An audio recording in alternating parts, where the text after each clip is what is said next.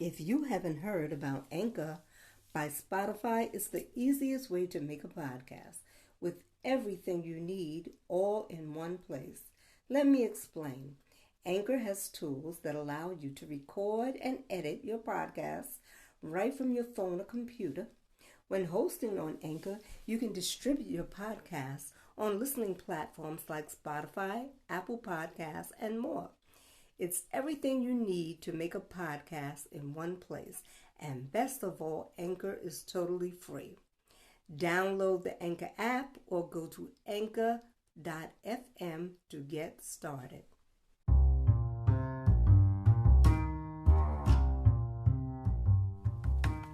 Good evening. This is Frances Hammond, your host of The Unexpected Detour. Today is December 15th. And I am coming to here to discuss funding. I find it very interesting about funding, how people have causes. They start these funds, but where's the money actually going? As you recall, I did an episode called The Double Standard Cause, and that one was about Black Lives Matter. And to find out that the money wasn't going to where it should go, but into the pockets of the people who started the organization. Well, lo and behold, I found out the same thing is for one breast cancer organization.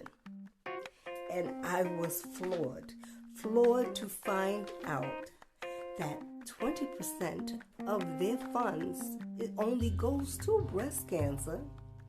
And I'm sure you'll know which one it is. It's the Susan G. Gorman, I believe that's it. Yeah, Susan G. Gorman organization. 20% goes to breast cancer research, and the rest goes into the pockets of the CEO. Now, you know that's really sad. And she started this because her sister died from breast cancer, the CEO. So there you have it again. You start an organization to raise funds and awareness to an issue, only to cheat the other people who need it out of what you started your organization for. I don't get it. And I'll be honest with you, as a breast cancer survivor, even before I had breast cancer, I never would give to that organization, and I just didn't know why. But now I know why after I did some research. So I dug a little bit deeper because I wanted to know exactly how this funding is done.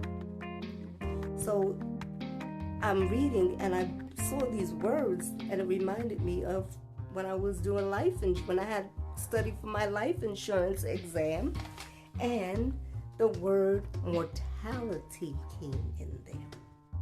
So how it's done, when they do their funding and they get these grants for the research, it goes by the number of new cases, mortality years. So that means they're going to go by how long a person can live with those certain diseases and how many people have died because of those certain diseases. Then that's very interesting. That's why I said I sat there and my mind started going back to when I would do retirement things, and I had to divvy out the money for retirement, and I remember that mortality was there. So how long is the person going to live after being diagnosed with this disease? How many people are going to die from it? That's how that funding is done. And I thought that was nice. So at the top of your list, you do have breast cancer. That is the number one, and that is because most women get it, and men. It gets the most funding, and that's why it's at the top of the list. Next, we have childhood cancer. Then it was leukemia, lung cancer, colon rectal cancer, pancreatic cancer, liver, bile, duct cancers, brain cancers, and I didn't go any further because that was a lot, but most of the funds, they go to clinical trials, and that's where the funds go to. They give them to the clinical trials. So then I went a little bit further, and I can only go by the place where I had my treatment done, which was Memorial Sloan Kettering. And I saw exactly how it's done.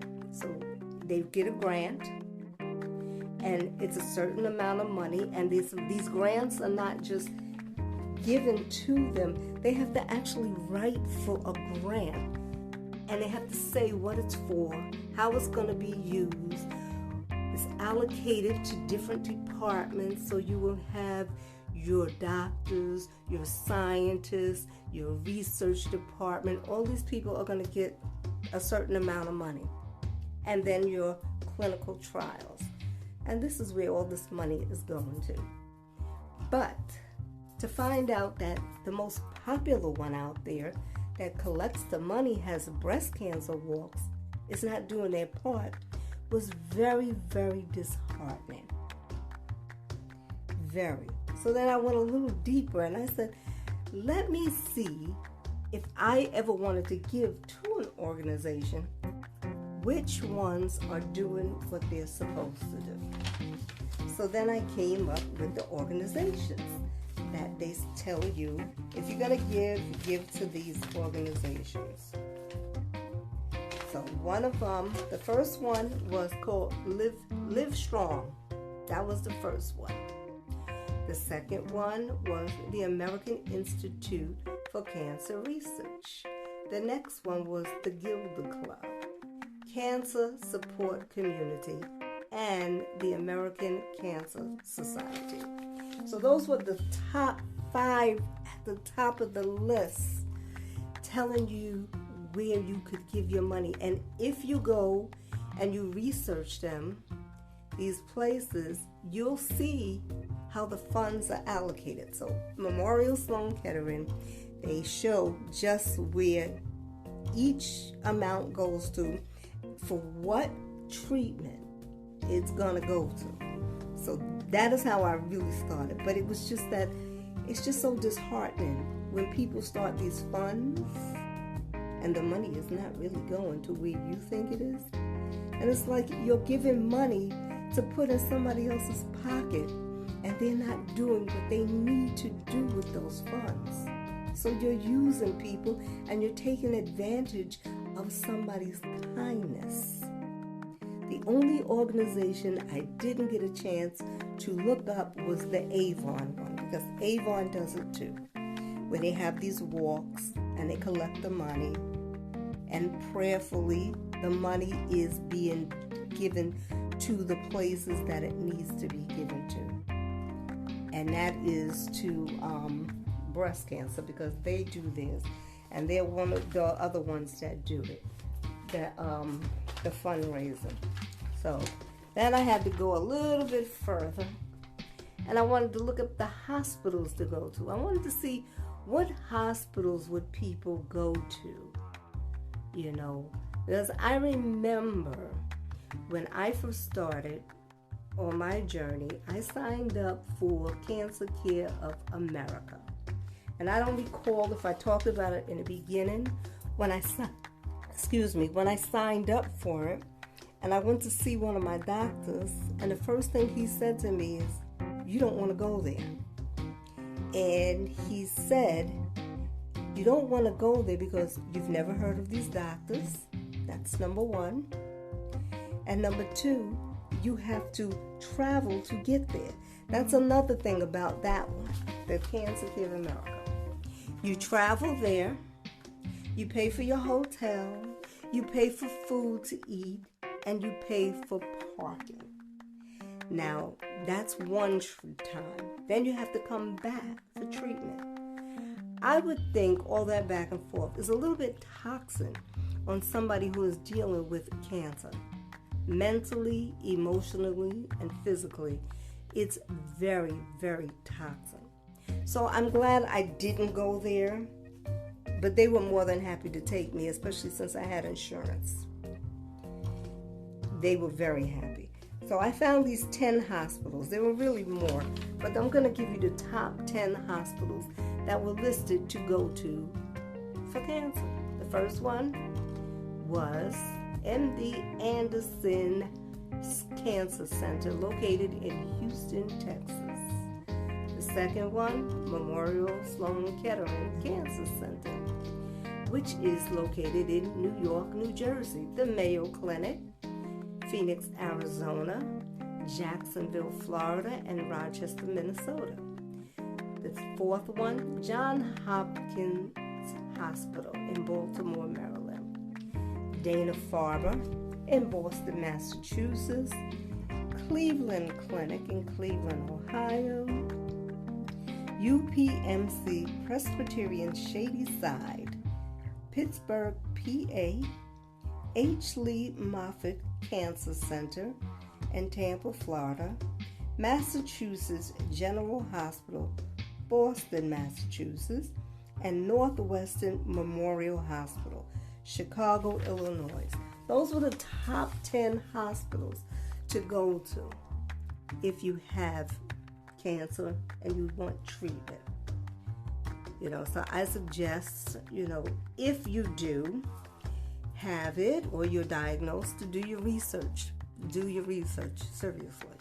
And if you decide to give to any organizations, before you write that check, do those walks, you better do your research and make sure the funds are going to where they say they're going to. Because you would not want to find out that they're not going there. And then I was talking to somebody else, and I don't know what it was with her, but she was so annoyed with St. Jude's. That hospital that we see, and they always have the stars on there telling you to give money. Well, it seems like they're not holding up the standard either. You can go there, you can take your child there one time, but if it reoccurs, you're not going back there again. And I'm getting this information not from just one person, but another person who had that experience with her friend, and her kid had to go there. And when it came back, he couldn't come back anymore. So all these organizations, I'm sure when they started for a very good reason. But then to find out that the money is there and you get greedy, if you're going to have an organization, and if you're going to do what you say you're going to do, then you should do it. You should really do it, because these are people's lives you're dealing with, really, and it's not good. And then there's another thing. We have all these walks, and like I said, I wanted to know why breast cancer was so popular. Excuse me. Well, I think we need to get all these other messages out here about all the other types of cancer. We really do. We don't hear about it.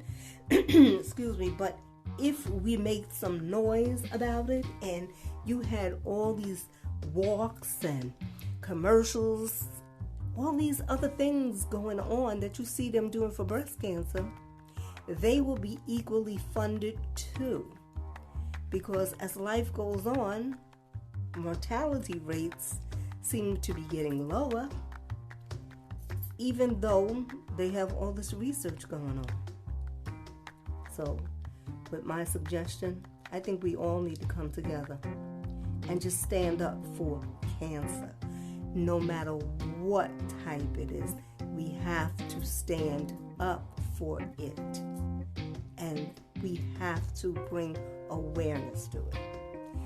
And like I said, my initial reason for starting a podcast was really based on my story. But I realized that there were other cancers out here, and I was meeting more people with these different types of cancers that you never even knew existed. And that's why there has to bring awareness to all cancer. The funding has to be allocated the correct way. We have to get more research done for them. We have to be able to save lives. And if you're listening to my voice, and if you're a cancer survivor, and if you haven't gone out there and you haven't raised awareness to your cancer, then you should, and not be embarrassed about it.